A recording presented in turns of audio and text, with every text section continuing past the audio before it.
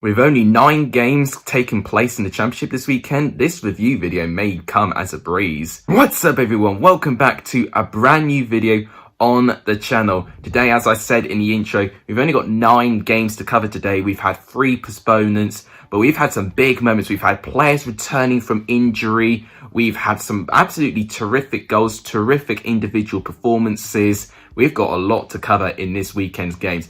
If you've got a correct score predictions, your comment will be on the screen right now. Fair play to any of you that did get a correct score, following that we had quite a few games postponed this weekend, so it was substantially harder to get a correct score. I managed to get 4 points this weekend, 1 correct Championship score, but 3 correct Premier League scores. The 1 Championship score I got right was Stoke and Bournemouth, so thank you Junior Stanislas for giving me 1 right in the Championship. The 3 Premier League games I got right though was Man United and Aston Villa. I also got the Crystal Palace and Sheffield United game right. And regrettably, I also got Chelsea and Manchester City to correctly finish 3-1. Other great predictions include Jamie Gould predicting 4-0 to Arsenal, Charlie Brown for 1-0 West Ham. A lot of really good predictions, and this is what the Lexus Hall of Fame looks like now. Getting incredibly tight near the top now. I'm now only 5 points off Joshua Frood, who is still first place with 44 points. Charlie Brown is only 1 point ahead of me now, so we've got a bit of a break of football now, but I am catching up. If you haven't done, please subscribe to the channel. It'd really make my day. And if you haven't done, please share my channel to any other Championship YouTuber, just any other football YouTubers that could get involved with me. All of that would really make my day. But without any further ado, let's go through this weekend's games. So we'll start off with the 3 games that got postponed. 2 were postponed due to a COVID outbreak, and 1 other was postponed due to heavy snow. So the 2 that were postponed due to COVID was Brentford and Bristol City, and Luton and Queen's Park Rangers. Both of them very different games in terms of what they will mean in the table. Queen's Park Rangers ultimately need this game to show that they can have a response and get out of their winless streak.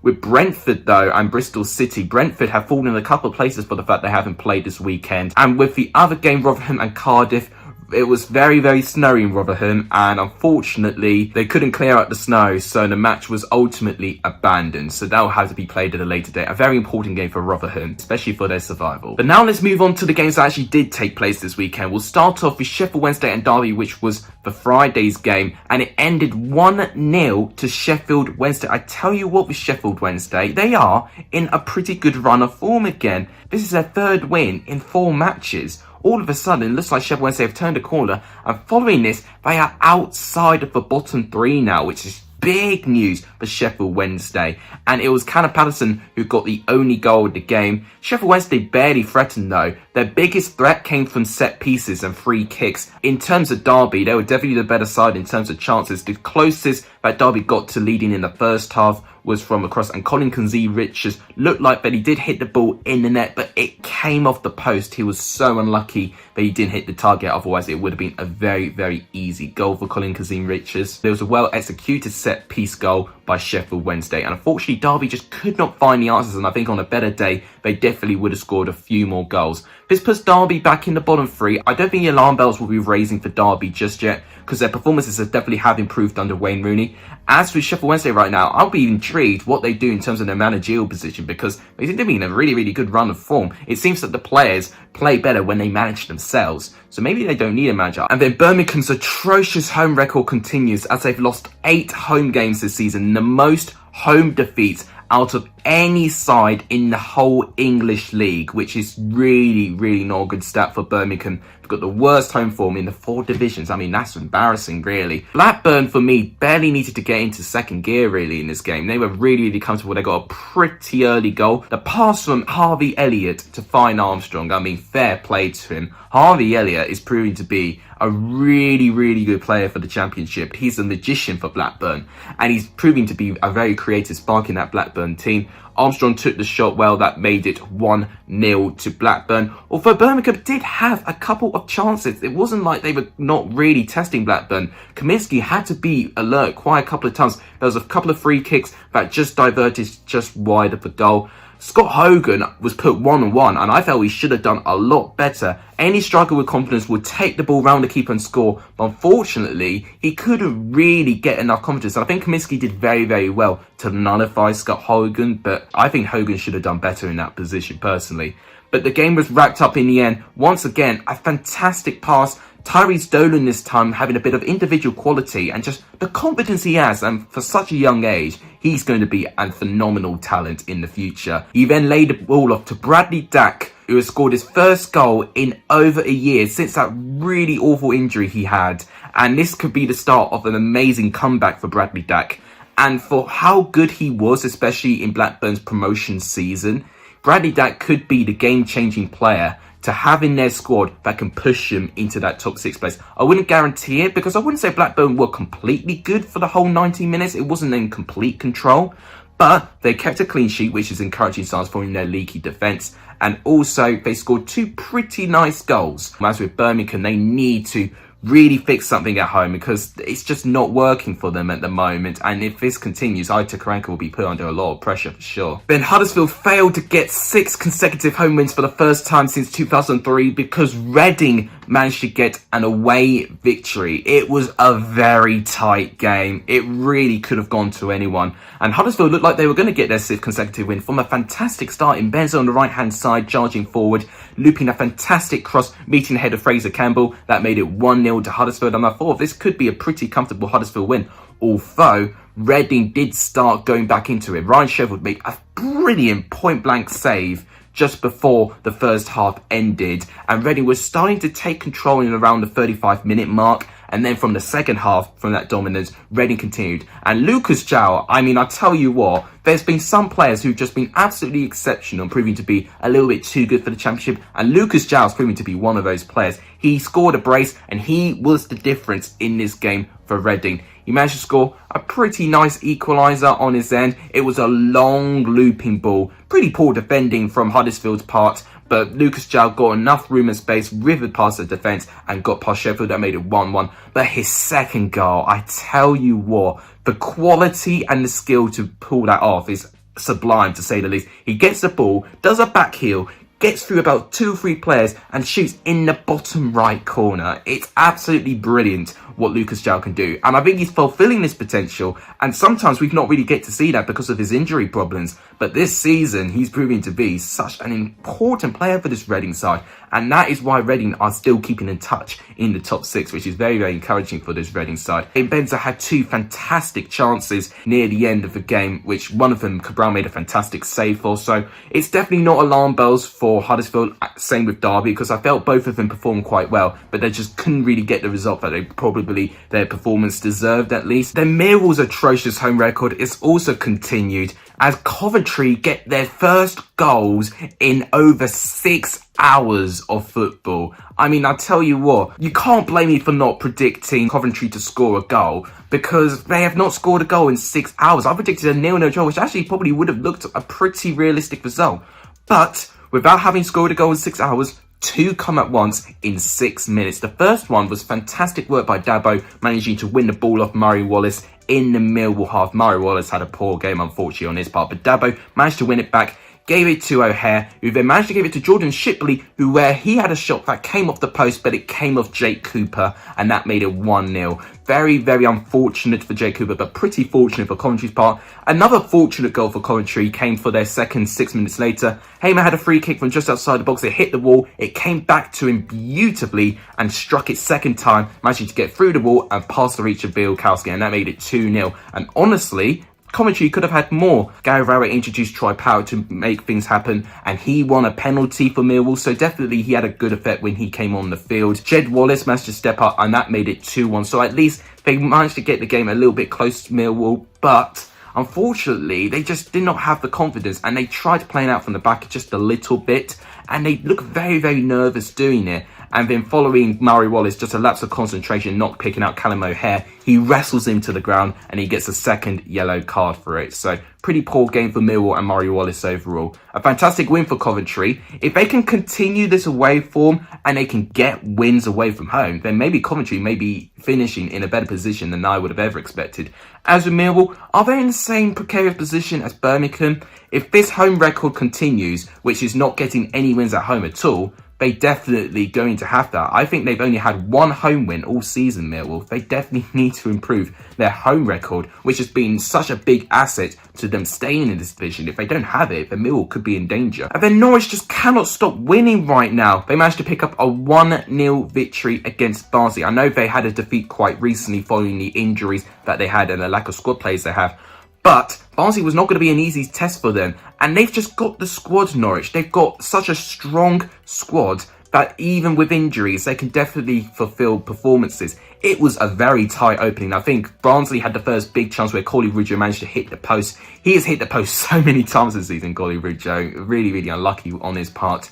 And I think this kind of alarmed Norwich and they got him to wake up a little bit. A great pass by Buendia found Pukki in the first half and he had a shot which was going into the net, but Callum Britton does a fantastic goal line clearance. But unfortunately for Barnsley's part, they started to lose control of the tempo of the game. In the second half, Norwich really turned the screw. Cantwell had pretty good positions a couple of times. There was one moment where he was one-on-one. He was a little bit unselfish, gave it to Pukki, but I think waited a little bit too long and Pukki had his shot cleared out and saved by Jack Walton. Cantwell also had another chance where if he struck the ball on target, he would have scored. Vrancic had a chance which was well saved as well. Eventually, they got their goal, which was from Emiliano Buendia. A brilliant long distance pass by Kenny McLean. And a first touch pass by Buendia. I mean, it probably doesn't look amazing, but the fact that Buendia scored on his first touch, I mean, absolutely unbelievable. Just the control to do that is incredible. Barnsley should be feeling pretty proud of themselves. You know, a lot of the losing teams actually put out pretty good performances. I think Derby, Huddersfield and Barnsley put some pretty good performances despite the result. With Norwich, this increases their chance to get promoted. They increase their lead at the top of the table as well, especially from the likes of Brentford who didn't play this weekend. If they continue this form, then I can definitely see Norwich getting promoted. They just got to stay consistent. And then Preston's fantastic home form just comes at a halt to Nottingham Forest, who pick up their first win in 2021. And they continue their unbeaten run to 5 games now with a 1-0 away victory.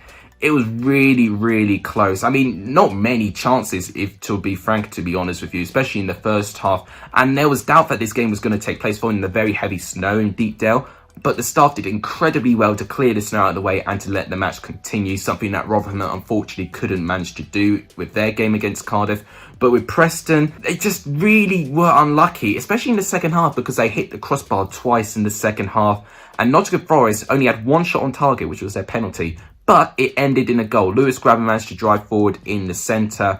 And then it looked like that Darnell Fisher tried to do a challenge. He fell and his hand was in the way of the shot. So he handballed it and the ball was going on target. So it was a penalty. Probably a bit unfortunate for Darnell Fisher's part because he has conceded quite a few unfortunate penalties. And this one was definitely another one. And Lewis Grabban stepped up, managed to score it, and that made it 1-0, and that was the difference. And unfortunately, Preston just couldn't find a way through this defence.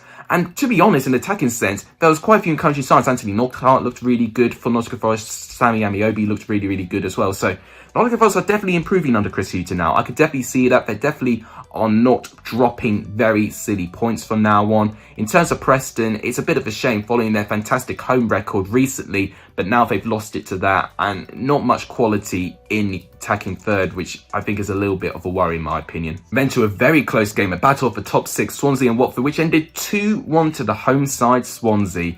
And this was really, really close. It could have really ended either way as well. Watford did take the lead and they did start the brightest Watford actually. They had a chance near the start of the game and they did take the lead through Tom Cleverley. Swansea tried to play out from the back. They got nicked off the ball by Ngakia. He manages to drive forward and he gives the ball, eventually coming back to Tom Cleverley to shoot the ball just outside the box. That made it 1-0 to Watford.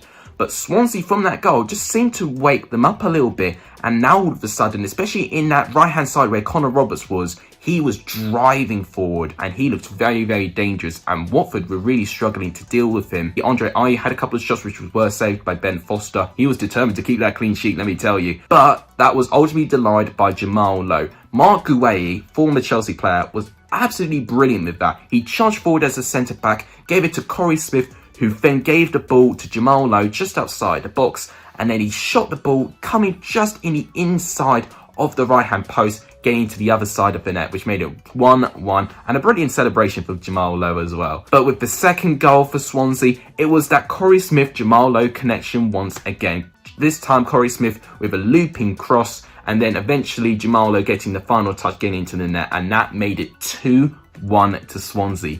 And following this, Watford then started to be the better side. Troy Deeney had a couple of chances which unfortunately he couldn't really quite test Woodman in the end because he didn't hit the target. It was the first defeat for Xisco Munoz, and I don't think it was a terribly bad performance by Watford, but they've only had 5 away goals all season, Watford. So I definitely think away from home they definitely need to try and improve something. Swansea right now, I mean, this is some fantastic form that they find themselves in, and this finds themselves in the top 2 of the table as well, getting a bit of a gap from Watford, a 6-point gap now. So this win was very, very vital for Swansea, especially for their top 6 race. And then Wycombe, hoping that they were going to repeat their fortunes against Cardiff, unfortunately couldn't do so against Middlesbrough with a 3-1 home defeat. But they started very well. In the 3rd minute, Uche Ikpeazu, I can't say his name, I'm really sorry, only with his 2nd start as well since joining Wycombe from Hearts, he does very, very well. Guinea manages to find him and he just drives through, turns into a man possessed and beats Bettinelli in the left-hand side of the goal. An absolutely brilliant solo goal for Ikpeazu's part. That made it 1-0 to Wycombe.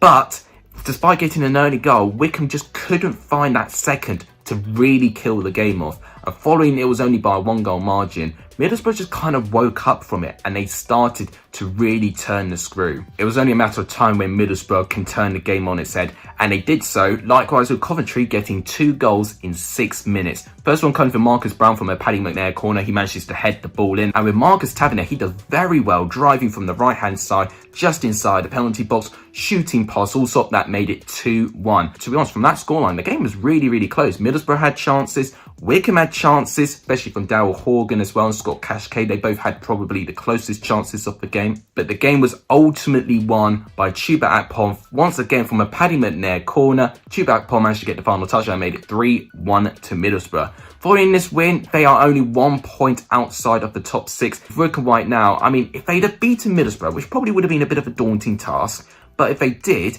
they definitely could have given themselves, a bit of a statement, a bit of a message saying that we're not here just to be the whipping boys. Unfortunately, now with 15 points and especially cut adrift a little bit from Sheffield Wednesday, Wycombe definitely need to get more points as soon as they can if they don't want to be cut adrift from the league. And then the final game to go on this weekend, which is the one score I got correct, Stoke 0, Bournemouth 1. Blimey, it was a really, really dull game, especially in the first half. Very, very few chances in that first half. There's definitely going to be a game seeing who can adapt more and who can play their style of football the best. And Thompson had a pretty good chance for Stoke, who managed to get a free kick hitting the side letting. But then Bournemouth had the closest chance where Surridge had a shot. And then Solanke, who looked like he was put through on goal, tried to loop the ball over Bursic and it came off the crossbar. Very unlucky on his part. Second half, I think it was definitely more Bournemouth. Bournemouth started to take control in that second half. And I thought it was going to be a pretty dull 0-0 draw actually. Although Route 1 football at the very, very peak, Bournemouth get their goal. Literally a long looping hopeful pass by Lewis Cook finds Junior Stanislas beating his man. He manages to get the touch and gets the ball under Bursic. That made it 1-0. Definitely not the prettiest goal. It's not the end of the world for Stoke. They're only 2 points outside of the top 6. And I don't think they were awful against Bournemouth, but I did wish that they could test Begovic just a little bit more. As with Bournemouth, following this win, they now overtake Brentford in the table. Definitely is going to be a really, really close race, especially in that top 6. So these are all the games covered this weekend. On the left-hand side is the current championship table in the halfway stage of the season. Norwich and Swansea in the top 2 places of the table. Bournemouth, Brentford, Reading and Watford make up the top 6 places. The teams slightly behind that are Middlesbrough and Stoke. And then with the rest of the sides of the top half, you've got Barnsley, Bristol City, Blackburn and Preston just about in the top half of the table. With the sides just below that, we've got Huddersfield, Luton, Cardiff and Coventry. Then the sides a little bit in danger. We've got Millwall, Birmingham, Nottingham Forest, Queen's Park Rangers and Sheffield Wednesday. And then our bottom 3, we have Derby, Rotherham and Wycombe. Very, very close in that side of the table as well. So follow me, don't actually have to predict any score predictions this week. We're going to end the video by doing my goal of the weekend, play of the weekend and result of the weekend. Goal of the weekend is really, really tough. There's been a couple of goals that I've wanted to give goal of the weekend to. I'm going to give it to Lucas João's second goal against Huddersfield, because just that extra bit of skill that he did and the confidence that he had to score that goal, I mean, it was absolutely sublime. I'm going to give my goal of the weekend to Lucas João. Player of the weekend is really, really difficult. I could also give that to Lucas João, really, but there's been a couple of other players that I could give it to as well. You know what? I'm also going to give my player of the weekend to Lucas João, because without him, Reading would have really, really struggled in this game. He turned the game on its head, although Jamal Lowe is also very, very close. But I'm going to give my player of the weekend to Lucas João. And then finally, the result of the weekend, really tough, because we've not really seen many eye-catching results, honestly. I think actually for the importance of this win and the fact it gets them outside of the bottom three for the first time in the Championship, I'm going to give my result of the weekend to Sheffield Wednesday 1, Derby 0. They were definitely the underdogs in this game, but they took their chances despite having no manager and having Neil Thompson in the dugout. They got a very, very important win and a clean sheet. I'm going to give my result of the weekend to Sheffield Wednesday. So that wraps it up for today's video. If you guys liked what you see, please make sure you do give this video a like. It's tremendously appreciated. If you haven't done, please subscribe to the channel. It would really, really make my day. And if you haven't done, please share my video to as many people as you can. All of that would really make my day. I'll try and do more videos this week in terms of transfers and other things, just so you guys can have a little bit more content this week. But thank you guys so much for watching. You guys are legendary. If you saw the end of this video, and as always, take care.